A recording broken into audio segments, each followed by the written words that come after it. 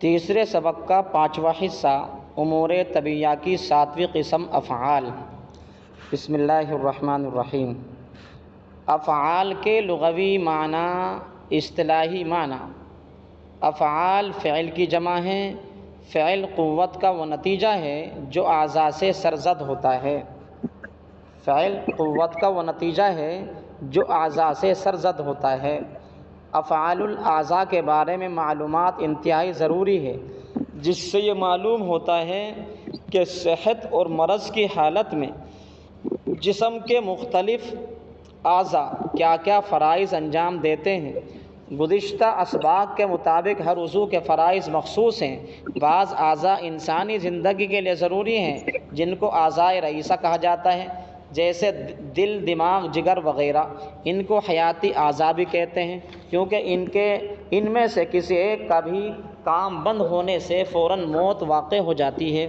لیکن جسم میں اعضاء رئیسہ کے ساتھ وہ اعضاء بھی ہیں جو در حقیقت اعضاء رئیسہ کے تابع ہیں اور ان کے خادم اور مقتدی ہیں، جن کو اعضاء شریفہ اور اعضاء مرکب کہا جاتا ہے، جیسے معدہ، مثانہ، پھیپھڑے، طحال وغیرہ۔ کوئی بھی عضو شریف خود فاعل نہیں، بلکہ ان کا فاعل تینوں عضو رئیس میں سے کوئی ایک عضو رئیس ہوگا۔ اس لیے ہم کو چاہیے کہ اس فاعل کے فعل کی حالت کو معلوم کریں۔ اسی میں ہم سب کی کامیابی اور امراض سے یقینی شفا اور فطری حقیقت ہے، جس کو جدید طب سمجھنے سے قاصر ہے۔ اعضاء رئیسہ کے افعال۔ نمبر 1، دماغ و اعصاب۔ مرکز دماغ اور اعصاب کا فعل احساس کرنا۔ مرکز دماغ و اعصاب کا فعل احساس کرنا اور ادراک کرنا، یعنی دماغ کا فعل حواس خمسہ ظاہری اور حواس خمسہ باطنی کی شکل میں ظاہر ہوتا ہے۔ جی، اب جیسا کہ میں نے نقشے میں تفصیل بنائی تھی، نقشے کے اندر میں نے تفصیل بنا کر آپ لوگوں کو دکھائی تھی۔ نقشہ غالباً آپ لوگوں کے پاس محفوظ ہوگا۔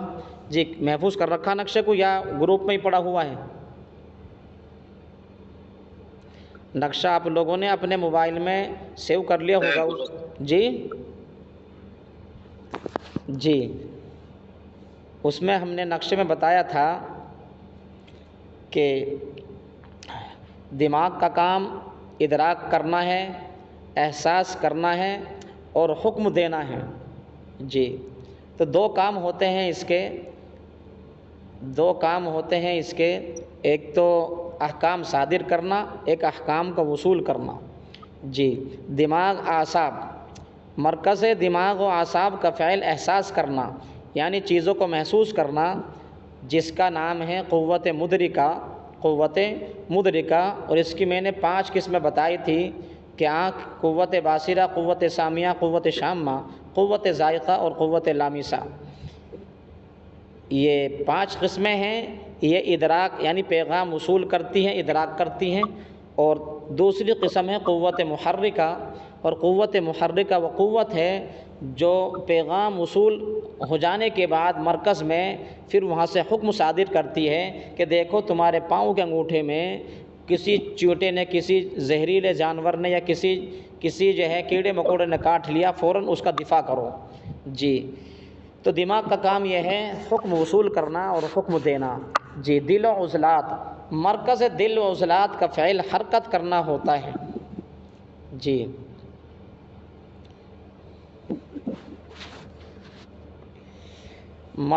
دل و عضلات، مرکز دل و عضلات کا فعل حرکت کرنا ہوتا ہے، یعنی جب اعصاب احساس کا فعل انجام دینے کے بعد ادراک کا فعل انجام دیتے ہیں، اور یہی ادراک کا قبول کرنا اور پھر ان پر عمل یعنی حرکت کرنا عضلات کا کام ہے۔ عضلات کا کام ہے۔ عضلات یہ سمجھ لیجیے آپ کہ دل تو مرکز ہے عضلات۔ جی، کچھ کہنا چاہ رہے ہیں؟ دل تو مرکز ہے عضلات کا، اور عضلات میں آپ کو بارہا سمجھا چکا ہوں، آپ اس میں غور کیے، اس بات کو ذہن نشین رکھ لیں کہ دماغ اس کا پورا جال بچھا ہوا پورے بدن کے اندر جس کا نام اعصاب ہے، اور دل اس کا جال بچھا ہوا پورے بدن کے اندر جس کا نام عضلات ہے، اور جگر اس کا جال بچھا ہوا پورے کیا نام بدن کے اندر، پورے بدن کے اندر اس کا جال بچھا ہوا ہے۔ اس کی مثال آپ ایسے سمجھیے، اب ایسا کیسا ہو سکتا ہے کہ ایک چیز کا جال بھی ہو پھر اس کا دوسرا جال بھی وہی ہو؟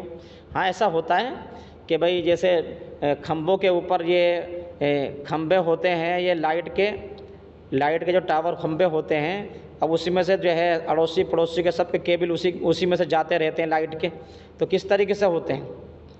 یا اسے ایسے سمجھیے آپ کہ جیسے ایک آدمی ہے، اس کے ماں باپ بھی ہیں، اس کے بیوی بچے بھی ہیں، تو اسی دماغ کے اندر اس کی بیوی کی محبت بھی ہے۔ جب بیوی سامنے آئے گی تو دماغ میں جو ہے بیوی کا محبت کا فنکشن کھلے گا، اور اگر ماں سامنے آ گئی تو ماں کا فنکشن کھلا، اور اگر بیٹی سامنے آ گئی تو بیٹی کی محبت کا جو ہے دماغ کا کولم کھلا، اور اگر جو ہے بہن آ گئی تو بہن کا جو دماغ محبت ایک کولم ہے، اس کے جگہ ہے دماغ میں، اس کا وہ کھلا، اور اگر ساری کی ساری یہ ایک ساتھ میں آ گئی تو سب کا ایک ساتھ میں کھل جائے گا۔ تو اسی طریقے سے ان کا دل کا، دماغ کا اور جگر کا یہ تمام بدن میں جال پھیلا ہوا ہے۔ دماغ کے جال کا نام اعصاب ہے، اور دل کے جال کا نام عضلات ہے، اور اسی طرح جگر کے جال کا نام گدد ہے، کہ پورے بدن کے اندر وہ جال پھیلا ہوا ہے۔ اب بات سمجھنا انشاءاللہ آسان ہو جائے گا۔ جی تو کیا فرمایا؟ یعنی جب اعصاب احساس کا فعل انجام دینے کے بعد ادراک کا فعل انجام دیتے ہیں، اور یہی ادراک کا قبول کرنا اور پھر ان پر عمل کرنا عضلات کا کام ہوتا ہے۔ یعنی عضلات کا معنی آتے ہیں گوشت کے آتے ہیں۔ اب ہاتھ حرکت میں آئیں گے دفاع کرنے کے لیے یا اس چیز کو حاصل کرنے کے لیے، جیسے سننا، دیکھنا اور چکھنا اور سونگھنا اور چھونا وغیرہ وغیرہ جو ہیں، جن میں جنہیں حواس خمسہ ظاہری کہتے ہیں، جنہیں حواس خمسہ ظاہری کہتے ہیں، بالکل اسی طرح بھوک حواس خمسہ باطنی کو سمجھنا بھی انہی کا کام ہے۔ جو بھوک ہے یہ اندر کی ہے، تو یہ حواس خمسہ باطنی کا تعلق ہے اس سے، تو اس کو حواس خمسہ باطنی سمجھے گی۔ جو اندر کی صفت ہوتی ہے جس میں سے ایک صفت ادراک ہے، حواس خمسہ وہ باطنی کی صفت میں سے ایک صفت ادراک ہے۔ جی نمبر 3، جگر اور غدد۔ مرکز جگر اور غدد کا فعل تمام جسم کا تغذیہ، تصفیہ اور بقائے نسل کا فعل انجام دیتے ہیں۔ جی جگر اور غدد کا کام کیا ہے؟ کہ جگر اور غدد کا مرکز کا فعل تمام جسم کا تغذیہ، تصفیہ اور بقائے نسل کا فعل انجام دیتے ہیں، جیسے کسی کو ان کی ضرورت کے مطابق غذا تیار کر کے مہیا کرنا، مادہ منویہ کا پیدا کرنا، عورت کی چھاتی میں دودھ کا پیدا کرنا وغیرہ۔ اب اس میں تغذیہ، تصفیہ ان کی جو ہے تفصیل کچھ آئی ہے، تغذیہ تصفیہ کی تفصیل آئی ہے، یعنی غذا پہنچانا۔ تو مرکز اور جو جگر اور غدد یہ تمام جسم میں یہ غذا کو پہنچاتے ہیں، اور اس غذا کے اندر جو نقصان دینے والے زہریلی مادے ہوتے ہیں وہ کام ہے تصفیہ کا، کہ تصفیہ اس کام کی، اس زہریلے مادوں کی، زہریلی چیز کی صفائی کر کے پھر صاف اور مصفہ غذا بدن کو مہیا کرتے ہیں۔ پھر آگے بتایا بقائے نسل کا فعل انجام دیتے ہیں، یعنی جگر اور غدد بقائے نسل کا فعل کا انجام دیتے ہیں۔ اور میں نے بتائی تھی کہ قوت طبیعی کا مرکز جگر ہے، اور اس کی 2 قسمیں ہیں قوت طبیعی کی، ایک قوت بقائے شخص، ایک قوت بقائے نسل۔ پھر قوت بقائے شخص کی 2 قسمیں ہیں، قوت غازیہ اور قوت نامیہ۔ پھر قوت غازیہ کی 4 خادم قسمیں ہیں، 4 خادم قوتیں: قوت جاذبہ، قوت ماسکہ اور قوت ہاضمہ، قوت دافعہ۔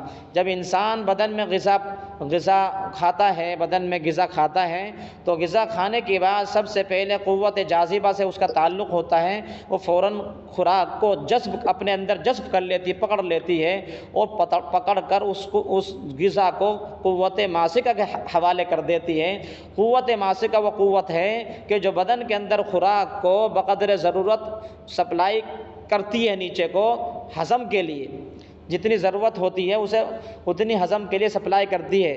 جیسے مثال کے طور پر کس طرح مثال دوں کہ آپ نے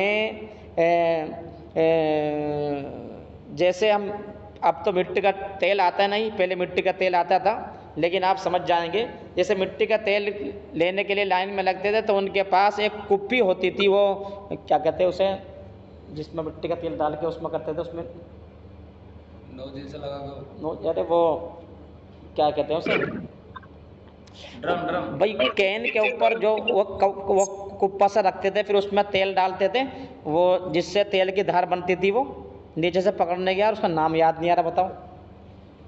ارے وہ اوپر سے گول گول پلیٹ کی طرح رہے گھیری سی، یا نیچے اس کے نلکی سے لگی رہے، دیکھو ہیں پھول، ہاں پھول، جی جی پھول رہتا ہے، تو وہ کین پہ پھول رکھتے ہیں، تو اس میں تیل چاہے تم کتنا گیر لو اوپر سے، لیکن نیچے وہ اتنا ہی جائے گا جتنا اس کا سوراخ ہے۔ تو قوت ماسکہ کا کام یہ ہے کہ وہ ساری خوراک کو اپنے اندر فٹ کر لیتی ہے، اور جتنی ضرورت ہوتی ہے وہ نیچے سپلائی کرتی رہتی ہے۔ جیسی ہماری گاڑیوں کے ٹینک ہوتے ہیں کہ جتنا ضرورت ہوتا ہے وہ اتنا تیل 1 قطرہ 2 قطرہ وہ سپلائی کرتا رہتا ہے آگے کے لیے، وہ گاڑی چلتی رہتی ہے۔ تو ایسی ہی قوت ماسکہ کا کام ہے کہ ضرورت کے مطابق وہ سب چیز غذا کو اپنے اندر جذب کر لی، وہ پکڑ لی، اور پکڑ کے اسے محفوظ کر لی۔ اب جتنی ضرورت ہو، یعنی جتنی ضرورت میں نیچے وہ تیار ہونے میں وہ خرچ ہوتی ہے، اتنی غذا چھوڑ دی، پھر باقی اپنے پاس رکھ لی۔ پھر وہ جو ہے غذا اس طرح چھوڑ کر پھر دھیرے دھیرے چھوڑتی ہے، تاکہ وہ غذا اچانک منہ کے راستے واپس نہ جائے، ناک کے راستے واپس نہ جائے، لیٹرین باتھ روم کے راستے نیچے نہ چلی جائے۔ تو اس کا کام ہے قوت کو روکے رکھنا، اسے ادھر ادھر بھاگنے مت دینا۔ اور پھر یہ قوت روک کر کیا کرتی ہے، یہ قوت ہاضمہ کے حوالے کرتی ہے۔ اب قوت ہاضمہ حرکت میں آتی ہے، اور حرکت میں آ کر اب اسے ہضم کرنا شروع کرتی ہے۔ اب اسے سپلائی کر دیا، اسے ہضم کرنا شروع کرتی ہے۔ جب قوت ہاضمہ اسے ہضم کر چکی ہوتی ہے تو اس غذا کے 2-3 حصے بنتے ہیں۔ ایک حصہ پانی کے راستے، یعنی کہ پیشاب کے راستے نکل جاتا ہے، ایک حصہ لیٹرین کے راستے نکل جاتا ہے، کچھ حصہ پسینے کے راستے نکل جاتا ہے، کچھ حصہ ایسا ہے کہ ناک اور منہ کے راستے سے نکلتا ہے، کچھ ایسا ہے کہ جگر میں سپلائی ہوتا ہے، کچھ چلو میٹنگ کٹ گئی، اب اتنے چلاؤں گا میں نا۔ السلام علیکم۔ یہ مٹھائی ہے جی۔ کیسی مٹھائی ہے؟ وہ لڑکا ہوا ماشاء اللہ۔ تمہارے ماشاء اللہ، شادی کب ہوئی تمہاری؟ شادی 1 سال ہو گیا۔ 1 سال ہو گیا جی۔ بچہ جو ہے یہ اس کے صدقے کے لیے۔ اچھا، اور بچہ جو ہے کب ہوا بچہ؟ اب 6 دن ہو گیا۔ اچھا ماشاء اللہ۔ وہ تو آیا تھا، کھانا تو آیا ہوگا؟ کھانا آیا تھا نا آج؟ جی بریانی۔ ہاں ایسے تو آئے گھر سے۔ وہ تمہارے گھر سے آئی، ہم بتا تو رہے تھے کہ وسیم کے سے گھر سے آئی، میں یہ کہنے لگا وسیم کے گھر تو کوئی فنکشن میرے سمجھ میں نہیں آیا، کوئی فنکشن ہو۔ ہاں، افعال کی 2 قسمیں ہیں، مفرد فعل، مرکب فعل۔ مفرد فعل جو کام صرف ایک ہی قوت سے سرزد ہو اسے فعل مفرد کہتے ہیں، جیسے احساس، حرکت، جذب اور دفع وغیرہ، اسے فعل مفرد کہتے ہیں۔ یعنی کہ احساس کرنا، ایک نے دماغ نے احساس کیا، حرکت ہاتھ نے حرکت کی، جذب کیا، کسی عضو نے کسی چیز کو جذب کیا، اور دفع کیا، کسی چیز نے اسے دفع کیا، جیسے پیشاب نکلا تو باہر نکلا، ایک ہی چیز نے دفع کیا۔ فعل مرکب جس کام میں ایک سے زیادہ قوت صرف ہوں انہیں فعل مرکب کہتے ہیں، جیسے لقمہ نگلنا وغیرہ۔ اس میں حلق کی قوت دافعہ اور معدے کی قوت جاذبہ دونوں صرف ہوتی ہے۔ یعنی حلق میں قوت دافعہ جس نے اسے نیچے اتارا، اور معدے کے اندر قوت جاذبہ جس نے اسے کھینچ کر نیچے اپنے اندر پکڑ لیا۔ جی، حیاتی اعضاء کے طبعی افعال۔ حیاتی اعضاء یعنی دل و دماغ و جگر، ان کے غیر طبعی افعال صرف 3 ہیں۔ غیر طبعی افعال صرف 3 ہیں، یعنی حرکت، سکون اور ضعف۔ حرکت، ان میں سے کسی عضو میں تیزی آ جائے جو کہ خشکی یعنی ہوا کی زیادتی سے پیدا ہوتی ہے تو اس کا نام حرکت ہے۔ جی، ان میں سے کسی عضو میں سکون ہو جائے جو کہ تری یعنی پانی کی زیادتی سے پیدا ہوتی ہے، اس کا نام تسکین یعنی سکون ہے۔ جی، ان سے کسی عضو میں ضعف پیدا ہو جائے جو کہ حرارت یعنی آگ کی زیادتی سے پیدا ہوتی ہے، آگ کی زیادتی پیدا ہوتی ہے، جی، اس کا نام تحلیل ہے۔ کیا نام اس کا؟ تحلیل ہے۔ جی، یاد رکھیں چوتھا کوئی غیر طبعی فعل نہیں ہے۔ اب یہ بتا رہے ہیں صاحب کتاب، یاد رکھیں چوتھا کوئی غیر طبعی فعل نہیں، اس کا مطلب اس میں اختلاف بھی ہو سکتا ہے۔ صاحب کتاب نے اس جملے سے اشارہ کر دیا کہ اس میں اختلاف ہے، بہت سے حضرات چوتھا بھی غیر طبعی فعل بتاتے ہوں گے۔ جی، وضو کی درجہ بالا حالتوں کے متعلق ایک اہم نکتہ۔ در حقیقت وضو میں دو ہی صورتیں ہوتی ہیں، پہلی تیزی، دوسری سستی، لیکن سستی دو قسم کی ہوتی ہے، ایک تری اور بلغم کی وجہ سے ہوتی ہے اور دوسری حرارت کی وجہ سے، اس لیے اول ذکر کا نام تسکین رکھا گیا اور ثانی ذکر کا نام تحلیل رکھا گیا، جو کہ اصولی طور پر درست ہے، کیونکہ حرارت کا اصل کام اشیاء کو تحلیل کرنا یعنی پگھلانا ہے اور یہ بھی ایک قسم کی سستی ہی ہے۔ ان غیر طبعی تبدیلیوں کو طبی اصطلاح میں بالترتیب، تحریک، تسکین، تحلیل کے نام سے گردانا جاتا ہے۔ پیچھے جاتے ہم، یعنی حرکت اس کا نام ہے، حرکت کا نام ہے تحریک، اور ضعف اس کا نام ہے تحلیل۔ ضعف کا نام تحلیل ہے اور سکون کا نام تسکین ہے۔ جی،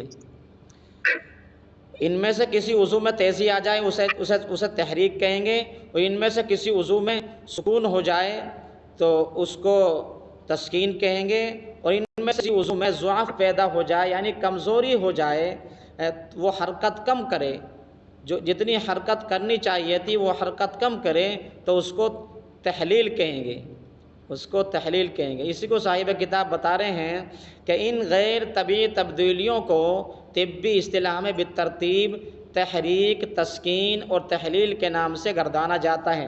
آپ اس کو سمجھیے آسانی کے ساتھ میں کہ تحریک حرکت کو کہتے ہیں، تحریک حرکت کو کہتے ہیں کسی عضو کے اندر تیزی آ جائے یعنی کہ وہ اپنی لمٹ سے زیادہ کام کرنے لگے تو اسے تحریک کہتے ہیں، اور اگر کسی عضو کے اندر اس کی لمٹ سے نیچے یعنی کہ اس کی لمٹ سے اپنے نیچے آ جائے، کم کام کرنے لگے، اس کو طب میں تحلیل کہتے ہیں، اسے طب میں تحلیل کہتے ہیں۔ اور کسی عضو میں یعنی کہ بالکل ہی وہ ڈاؤن ہو جائے کہ کام کرنا بند کر دے، بہت ہی کم کام کرے، بہت ہی کم، اسے تسکین کہتے ہیں۔ جی، تو پہلے نمبر پر تحریک، دوسرے نمبر پر تحلیل اور تیسرے نمبر پر تسکین۔ جی، تیسرے نمبر پر تسکین، یعنی اگر زیادہ حرکت ہو تو اسے تحریک کہتے ہیں، اگر کم حرکت ہو اسے تحلیل کہتے ہیں، اور اگر بالکل ہی حرکت کم ہو جائے تو اسے تسکین کہتے ہیں۔ ساتھ یہ بھی ذہن نشین فرما لیں کہ یہ تینوں صورتیں اعضاء رئیسم بالترتیب ضرور پائی جائیں گی، ہاں البتہ ایک دوسرے میں تبدیلی ہوتی رہتی ہے، حالت صحت میں محسوس نہیں ہوتی اور حالت مرض میں علامات اور تکلیف کی شکل میں محسوس ہوتی ہے۔ انہی غیر طبعی تبدیلیوں کو طبی حالت پر لے آنے کا نام علاج ہے۔ نقشہ ملاحظہ فرمائیں۔ جی، نقشہ ملاحظہ فرمائیں، وہ نقشہ انشاءاللہ تبارک و تعالی وہ نقشہ آئے گا آپ کے سامنے، یعنی کہ چوتھے سبق میں آپ کے سامنے انشاءاللہ نقشہ آئے گا۔